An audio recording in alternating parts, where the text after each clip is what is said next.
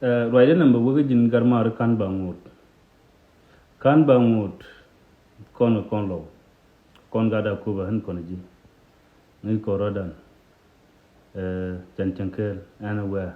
jantankel den doran kele dul gordan yen gwa kelo ngi korodan ngai te ngi te da menan ba ma di mitot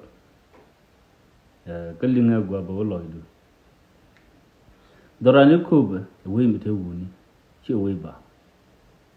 we mi te mani dina kula ling ni ka wurmi chale gordan kon me che point te ka man ti gang ka je me ci na yil ko bon kan ci do ra re ra ko ba ta joy ni to nyok me ci wurmi chale peter ga der ya ga ben ga de mi wala tuk job ban tew me jene be na ba ko woni ne bia ben ka jalat ka bom me cha moy kor fa ka point me ya ka chokulo pel ku ne kuar ka raminwa to ananga ku brek to amutili mu ko jikum dorani ku be dorm te istul mi bum madamar ma ci dormi de mi dir lat ku ne de mal belat ke jang kene bulchul ga te det ho madamar te det ho dormi te ga wuni dormi te mani roi ladi ene wo de ga lor bo nay di tele bung ngai ga kan ka tele chap ngai ga kan ngai ga ni wo jira men no ram ba jinak ba doru chwat ba chwat kan chigilat ko ne nyin kan ga kuma ai go nyin kan ga nori da kan ni ching nori kan chigini di nyin kan ga kuma ti de de ku gu ni rei lo kra ngum chwat ga ching kan mi ne di nyin ga kuma ngum yar ka dul wala kan mi ga ne di nyin ga kuma tigene di nyeni kan ka kuma nyeni kan ka nuore ko lazim ba nuore ba ga destroy re te ga dina tagatin so misi juma nan ce misi magwa law kan ga mete ga ta da ba da jin wajin ngai shi andu lakin telum bala ga kuidu tam ngai to nu mete kon ga tor o tidi ngai jalong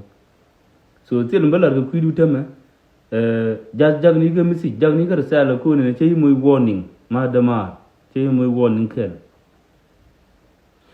nu wi misi nyo jegni kon ji ko be bane mal bane tang jang kene bulchul ga mahadamar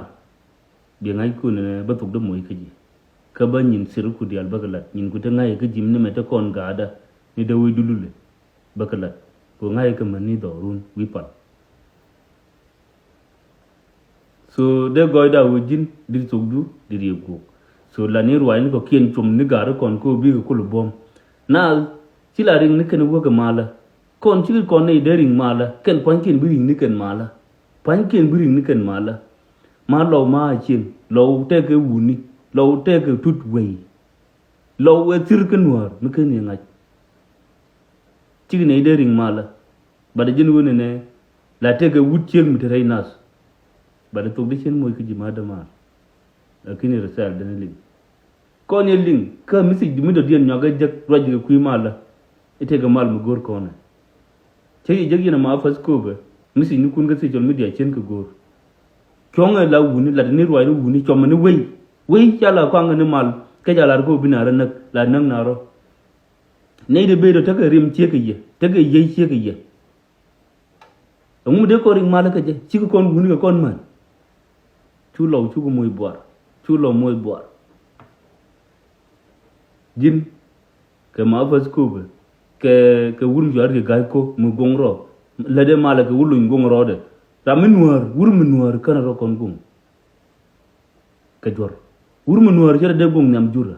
wurm nuar la chunga la ramara ke bui wangra na ten ci wang du ce bu wenew badgar te nga ci awtin ne yentiri te mi awtin na ma fas ko ba kwate me ci kala ke je ko jen la de ni ruway ni la ki ruway ni ke de kon chen ke gor tele mal mu gor kon karan jaz dal no rodu nika taye la jaz ke do mi ci jen jaye no nga gad kon dam to mi no nga ne kon dam a ci nyuri yen ko biya kor biya libre re ra ci jen la ci jen way gor ci jen yen dial kulu to rodu jaye na nga dam mi dit jang te ge ye ci ge ye te ge riem ci ge ye